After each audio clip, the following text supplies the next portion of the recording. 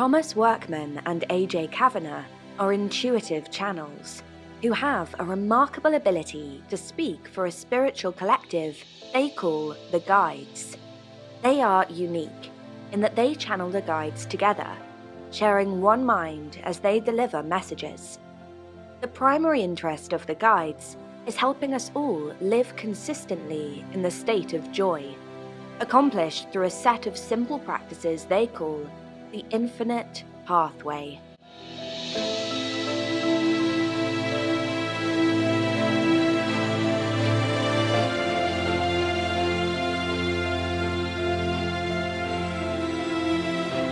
The Infinite Pathway, Journey to Self-Realization.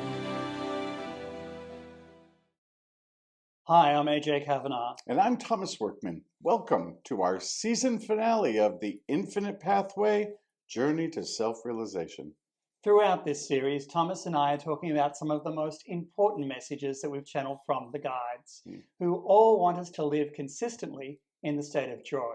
Because, as they've explained, our conscious ascension not just happens to us, it happens through us. Yes, and it's been incredible to look through the many transcripts from our public channeling events to see clear themes and principles emerge that the Guides want us to all understand and to apply to our lives at this very important time of our awakening. Indeed.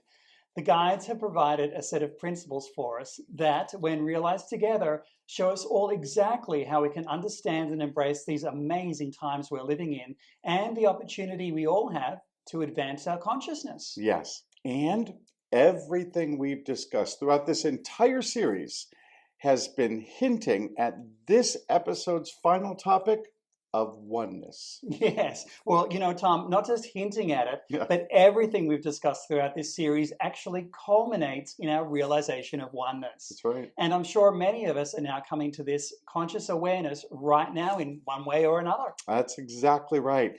But as we've heard in every episode, words like oneness may not provide a clear understanding of the concept, which is why AJ and I are so grateful to bring the Guides' wisdom and clarity to help us make sense of this important aspect of our evolved consciousness. Yes, that's very true. To have an understanding, we need to have a foundation. And as usual, we'll start with what the Guides mean when they speak of oneness.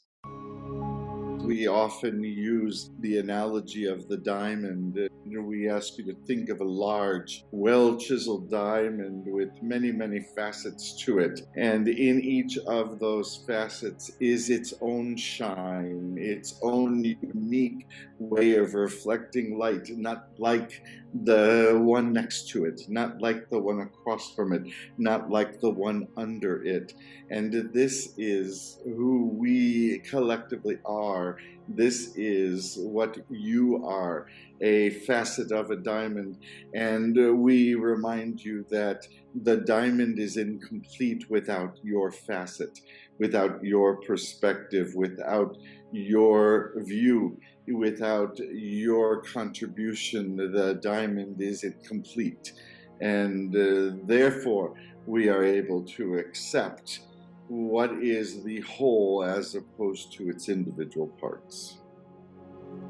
I think it's important to start by understanding that the Guides see oneness as a collective state of being, a consciousness that each of us achieves where we all understand our individuality in relation to the divine whole. That's right. The Guides often present the analogy of the universe as a diamond to help us understand this relationship. That's the foundation we need.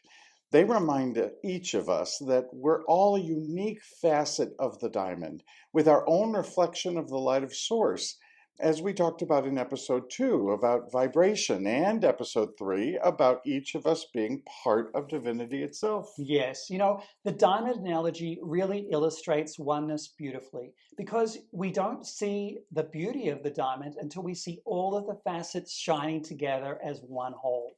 I love that they clarify some common misperceptions of oneness in that last channeling. Many of us, myself included, aren't really all that excited about entering a state of oneness, thinking that doing so could mean that we lose our individual identities as we blend into one great big mush of humanity. Yeah, I understand what you mean, but that is a common misperception about oneness. The guides explain that oneness is actually about recognizing our unique part of the whole and then understanding our essential place within that whole. Here's how the guides put it. Your independent souls, your individuality, your own personal taste, if you will. And for each of you have this distinction. Each of you have a uniqueness. There is only one of you. There is only you. You are an idea that completed the universe, different than all others.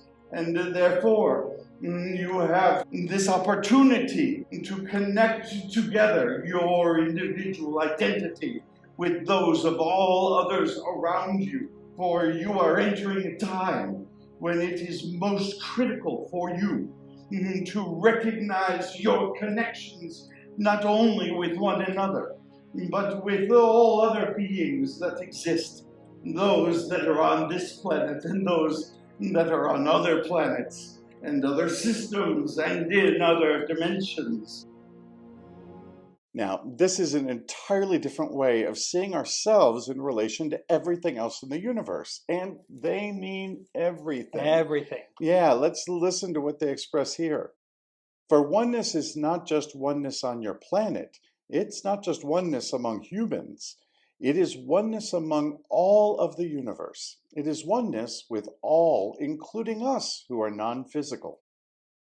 As we've said, everything we've been sharing from the guides has led us to a better understanding of this very important part of our spiritual evolution. That's right. An understanding of oneness is exactly where our evolution and ascension is guiding us toward. We just need to bring it forward in our own consciousness. Here are the guides saying exactly that. You are evolving, you are growing, you are maturing individually, yes, and as an entire species, yes. You are learning to find the connection, and so this is what we speak of most, for in connection is the joy you seek, in connection is the fulfillment that you find, in connection is peace, in connection is the essential elements of oneness that you know will bring you into a higher level of completion.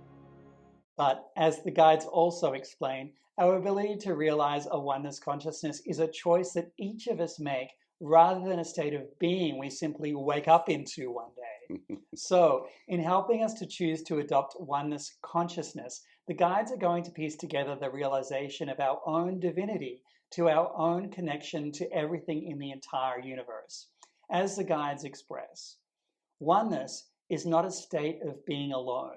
It is a community of interdependent souls who understand their connection to one another. Interdependent, that's the key word, right? It is. As we've mentioned in earlier episodes, Source uses sacred geometry to help us understand the nature of the universe and our connection to one another. And the circle is one great way to visualize oneness. Let's look at two images. This first image depicts how many of us see ourselves as separate entities that may interact with one another or even associate with one another, but who each stand independently from others. Sort of like the old adage, you are born alone and you die alone. But Source sees every being in the universe as part of a circle, where each individual being is an essential part of the whole. That everyone is included, and everyone plays a role in forming the whole. And everyone benefits from being a part of the whole. In fact, the whole is stronger because it's the whole. That's what makes the circle. It makes it complete, and it makes it stronger as a result of everything uniting together with that energy. That's exactly right. Let's listen to what the guides say. A world of oneness is a world in which each individual shares this I am. Each individual recognizes their power of joy, their divine connection to Source does nothing to interrupt it for any others and all others. My joy is not costing you your joy does not cost me my joy. That instead we can recognize each other in ourselves, for we are both adored by Source. My joy is not costing your joy. I just love that idea that there's, nothing that's left out in this, that I can be happy, you can be happy, and we can be happy collectively in oneness. I find this just fascinating. So let's spend some time understanding what we each can do to realize a oneness-based consciousness and yet fully embrace our own individual joy that comes with it. Well, again, we'll need to go back to some earlier principles to do this because our realization of them is the perfect path to our realizing our oneness. First, the guides remind us that our realization of our unique being, our soul, is needed before we're able to understand how it fits into the whole, as they clarify in this channeled message. The individual who is not fully realizing themselves has less to offer, can be kind, yes, can be courteous, yes, but cannot offer full unconditional love, which will be required as you move into oneness, as your planet become truly aligned into oneness. This is where you are going, this is where you are heading. What the guides are telling us is that moving into a state of oneness actually doesn't diminish our state of individual identities, but it does rely on our individual realization to take our place in that circle. Exactly. So, embracing our individual divinity and uniqueness is the first step to oneness, as odd as that sounds. And we understand that we bring something of value to all of humanity. And we create a higher and greater good for all of humanity just by our being. Yeah, that's what makes Tom so special and AJ so special and you so special. Yeah. And that's a very different view than many humans now have, who instead use their individual realization of self as a way to actually set them apart from each other and to find differences. Or they lessen their value and choose to stay hidden behind something else or someone else. That's true.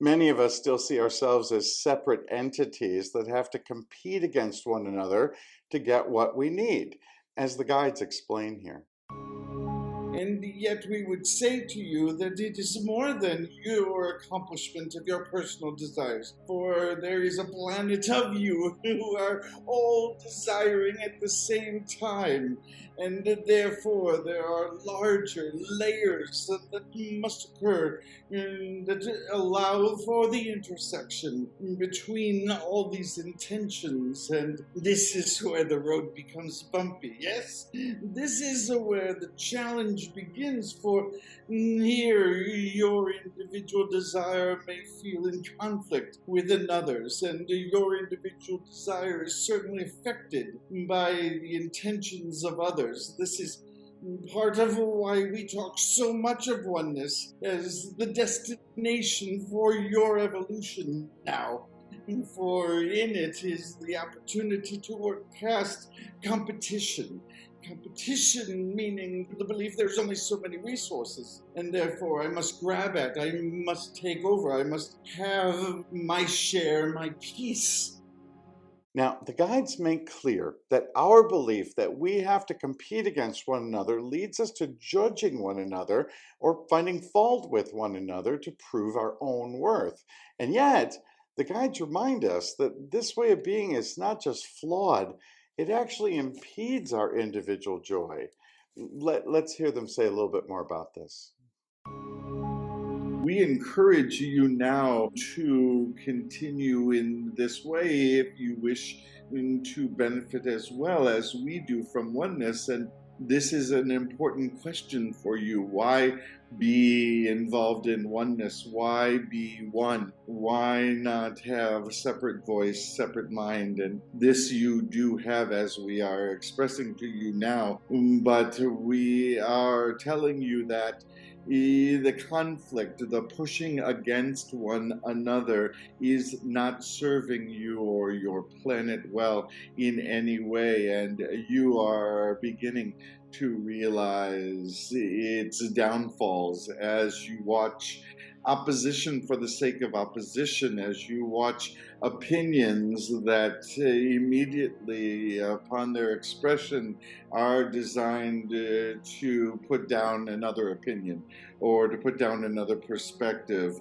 and the need for you to defend yourself and your position is unknown for those of us, for it is unimportant for you to even understand my perspective as much as it is important for us to recognize what we share in common, what it is that we both appreciate, though we may practice and exist in different ways and follow different patterns. As we've said in previous episodes, our understanding of our own divinity and individuality also helps us understand and accept the divinity of all other beings. And when we accept the divinity of ourselves and others, we can then find our connection to one another, which is also essential to our realizing oneness. Here's the guides talking about this. It is hard then to see those individuals as divine, and yet this is exactly what we encourage you to do, for here is how the collective must exist. Here is the only way in which a oneness can occur, is that there is complete connection to one another's divinity. For the moment that there is judgment, there is separation. The moment there is criticism, there is separation. The moment that there is any distinction, even the distinction of your outfit is nicer than mine, your shoes are prettier than mine, even in these cases, there is separation and the collective is not whole.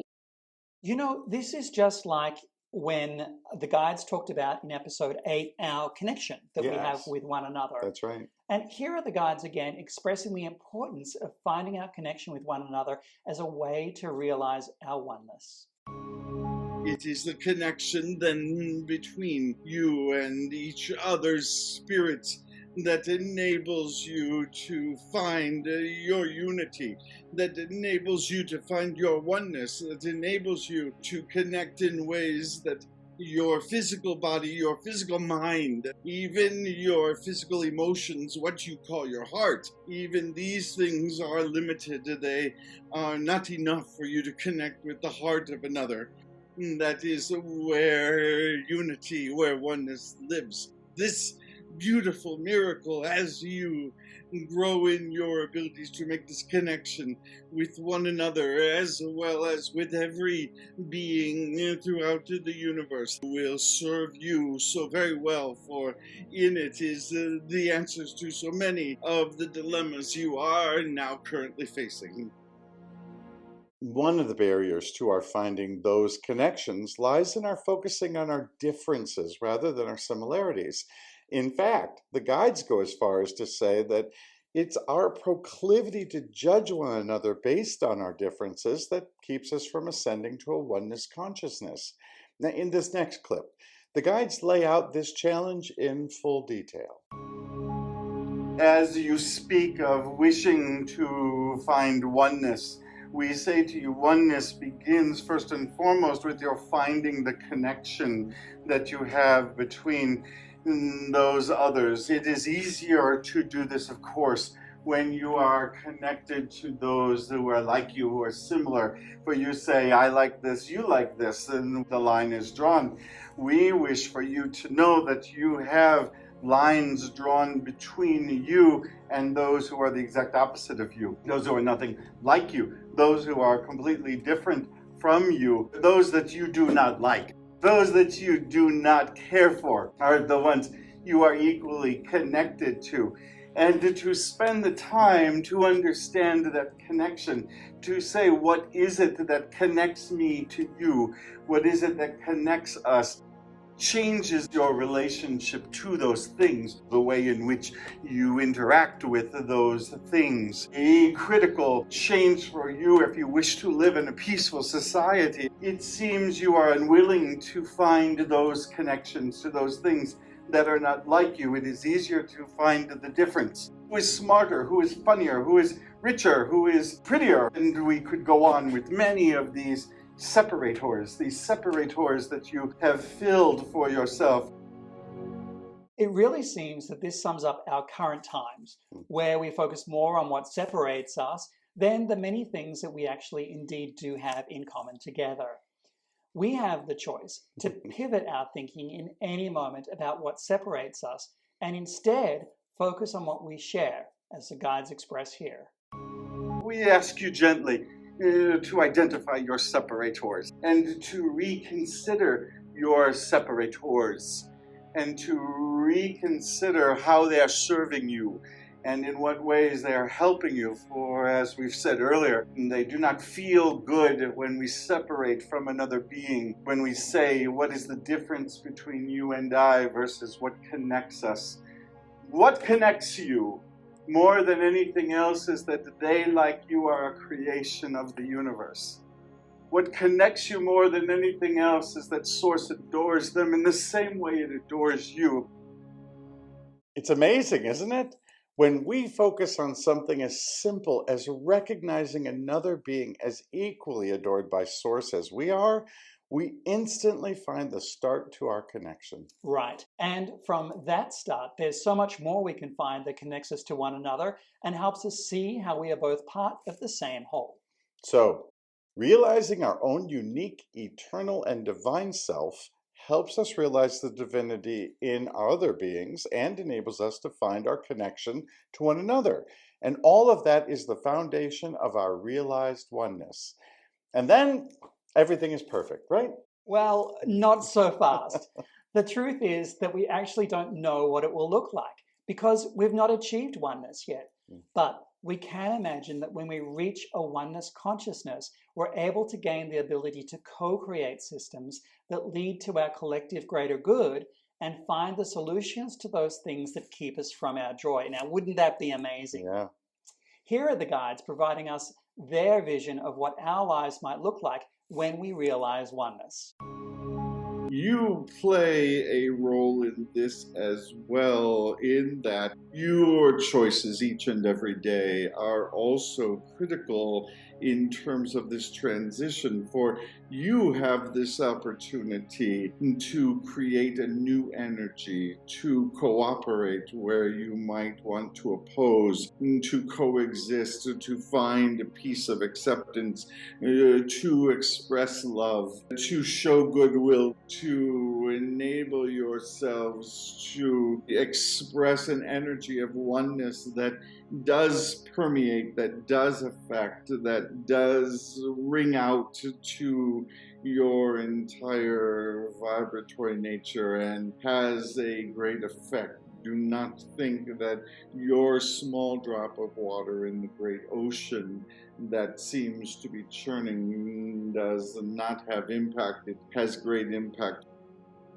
Well, as they just said, and as we alluded to earlier, we make a choice each and every day to contribute to a world that lives in oneness. So, let's outline some of those choices in some daily practices. Sounds like a great idea. So for our first practice, let's start with the guide's suggestion that we identify the things we use to separate ourselves from others so that we can see how they are or are not serving us. Right. The goal of this practice, like many of the practices we've been recommending to you, is to open up your consciousness to things that you have typically been blind to. And the way to do that is through focused attention. Yeah, absolutely. So in this practice, we encourage you to pay attention to any time that you disregard someone else. Now, this could be when you're dismissive of someone who's providing a service for you, or when you simply avoid someone because of the way they think, act, or even if they look differently from yourself. Yeah, this can be hard. And the realization that you're deciding that someone is unworthy of your compassion or empathy can cause feelings of guilt or shame. But, that's never the objective, ever.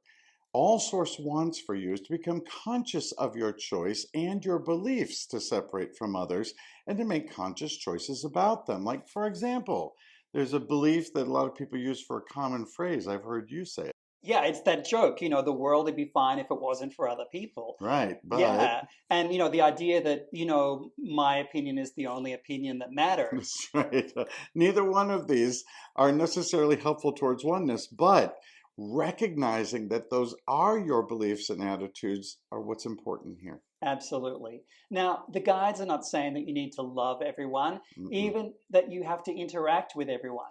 Empathy only requires your willingness to find understanding, even when you choose not to engage with them. Now, this could be as simple as a smile. The key is to realize, as the guides say, the times and circumstances when you separate from others and what may be motivating that separation, whether it's fear or jealousy or even a trained response after you've seen so many other people do the same thing. When I started doing this, I realized that I had a pretty long list of what I used to separate myself from other humans. And I was a little bit embarrassed to see that I often separated from people who intimidated me or frightened me, either because I didn't understand them or because I thought they would either disregard me or possibly harm me. Yeah, I think we've all been there with people at one stage or another. Mhm. But, this will naturally lead to our second daily practice of finding the connection between you and another being. This one's a little bit more fun. Whenever you're around other people, just take a moment to think about what connects you, especially if they seem very different from you. Just start to think about what you share with this person, from the air you're both breathing to the fact that you probably fell in love sometime in your life, or that you'll both need something to eat in the next 12 hours or so. Yeah, as a matter of fact, I'm feeling a little hungry myself right now. Maybe later, though. Anyway, you'll soon see how the many things connect the two of you before too long. Now, ready for the advanced practice? Try and determine what your interdependency is with this person. How does their existence intersect with yours? Are they there to teach you something, expose you to some different perspective, or to hit your hot button just so you realize that it's there? Are they someone who is potential friend or someone who has been challenging you to be kinder? Remember, it's always something positive. I've made some amazing connections with other people just by staying open to the possibility that they've been placed in my life for a reason, even if I don't realize it at that particular time. Yeah. Now, don't cheat. Don't focus just on people you know. This exercise is the most fun when you do it with people that you've never met before.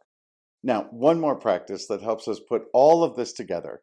Make a daily practice in living oneness with the rest of the world. Yes, make a decision that for 1 hour each day, you're going to live in oneness with every being you encounter, from the smallest insect to the most intimidating person that you might imagine yourself interacting with. This means recognizing their value to you and your connection with them, and how you both fit in the unified circle of life that we described earlier. Now, don't be surprised if it changes your interactions with them forever. If we each did this, we'd move to a much more unified world.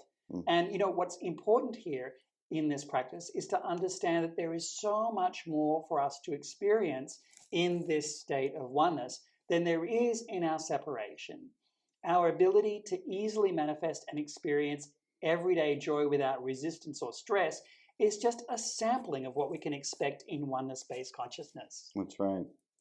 Now, it's been our honor and privilege to share with you the messages from the guides over these 12 episodes, and we sure hope that they've helped you in your journey towards self-realization. Now is an important time to come together with those that are also on this journey, and we especially invite you to connect with us by visiting our website, speakingfromsource.com. There you can sign up for our free Wisdom Wednesday messages from the guides, Subscribe to our monthly online group channeling, Conversations with Source, and get the personal loving support directly from the guides by booking a one-on-one private channeling session. They love to have conversations with you. There's so much that you can do to become involved with us at speakingfromsource.com, and we're looking forward to our interactions with you. Now, as we've done in our past episodes, we'll leave you with one final thought from the guides, and we wish you a joyful journey along your infinite pathway. The essence of love is a connection of oneness. The essence of love is the recognition of me in you and you in me. It is the appreciation of your adoration from the universe as much as mine, knowing that the universe is able to adore you without taking anything from its adoration of me, that in fact we are adored together. We ask you to take a moment now to contemplate on what we are saying in terms of the level of personal responsibility we are asking of you. This rests with you and you alone. You are not necessarily subject to your external conditions or environment. We ask you to look at your own personal power, what is there within you to harness and to consider the phenomenal statement, the phenomenal choice you make when you make a choice toward love, when there may seem such extreme contrast around you, either personally or in your environment. Consider the statement you are making just by holding the space and the frequencies of joy and love, and the important contribution that in and of itself makes to others and the planet and the environment, which of course you know too well is not always resonant of the same frequencies. And with this we are complete. The universe is speaking, and speaking to you. Continue the journey to self-realization and follow Thomas, AJ, and the guides on Facebook, YouTube, and Instagram at Speaking From Source, or book your personal session with the guides at speakingfromsource.com.